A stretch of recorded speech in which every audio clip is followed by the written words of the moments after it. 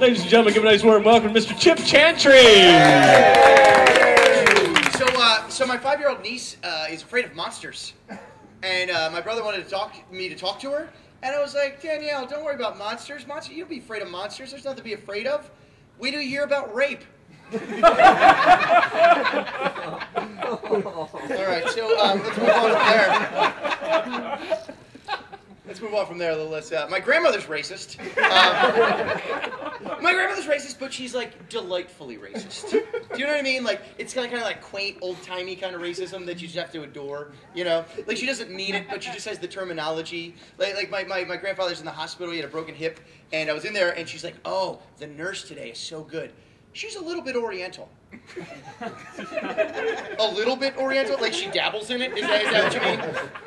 Like, she's the same one. She's like in the nursing home where my grandfather lives. There's a lot of African Americans who work there as nurses and orderlies and all. She's like, boy, they're all over the place. But I mean, they need jobs too. Like she's liberal, but like for the Hoover administration. You know what I mean? Like that's kind of where. She voted for Obama. First of all, she voted for Obama. Loves Obama. She was trying to explain to my grandfather who has Alzheimer's that Barack Obama was elected president. So she literally was like, and Warren, he's as smart as a whip. Smart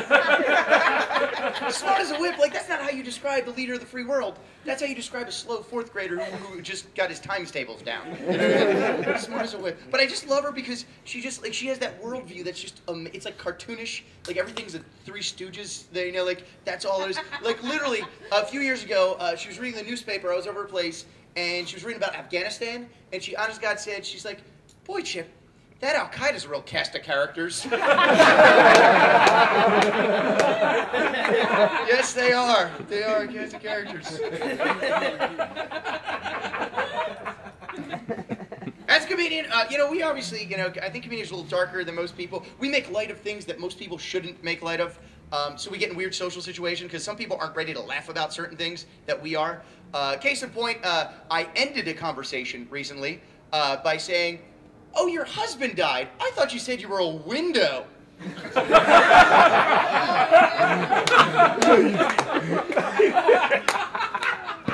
I was ready to laugh about it, but she, for some reason, was not.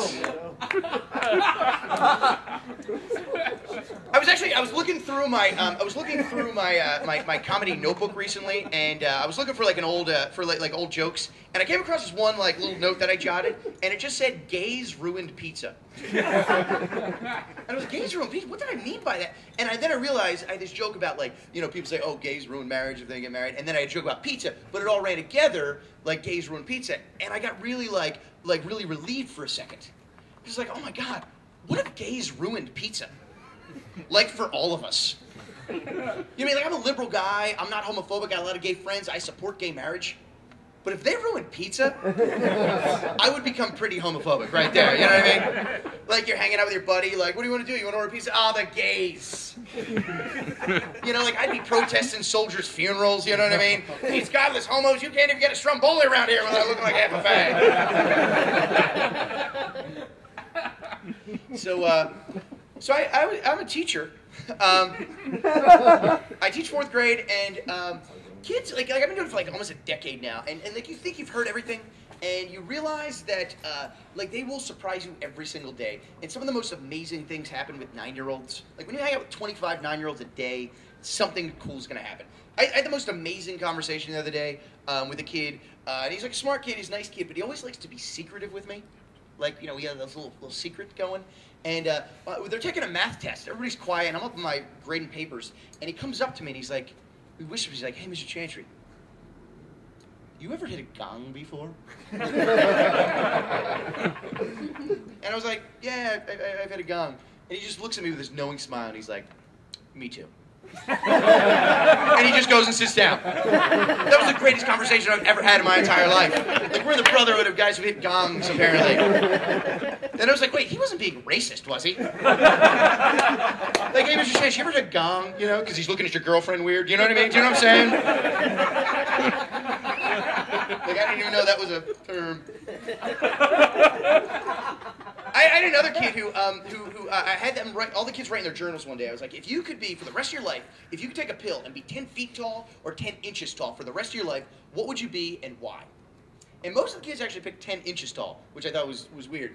But this one little kid, Aaron, he wanted to be 10 inches tall, and I was like, so Aaron, why do you want to be 10 inches tall? And he, honest to God, goes, oh, that's easy. That way I could play pranks on dogs. What? You can play, what? What do you, and like, but here's the thing, I stopped myself. Because whatever he was going to have to say to explain that would not be anywhere near as good as what I'm going to have in my brain for the rest of my God-given life. And then I was like, but then like, then you think about their worries. Like, honestly, I was like, well, Aaron, why would you not want to be 10 feet tall? And he's like, oh, because then people would kick you in the shins. That's great. That's good. But kids don't get it. Like 9-year-olds, they don't have that knowledge and that concept of the world around them. They'll just say stuff ignorantly. They don't know. Last year was Mardi Gras. It was right after Mardi Gras. And this little girl comes in, and she's wearing all these Mardi Gras beads. I was like, oh, Stephanie, that's nice. Where'd you get those beads? They look nice. And she's like, oh, my mom won them. Did she? Did she win them?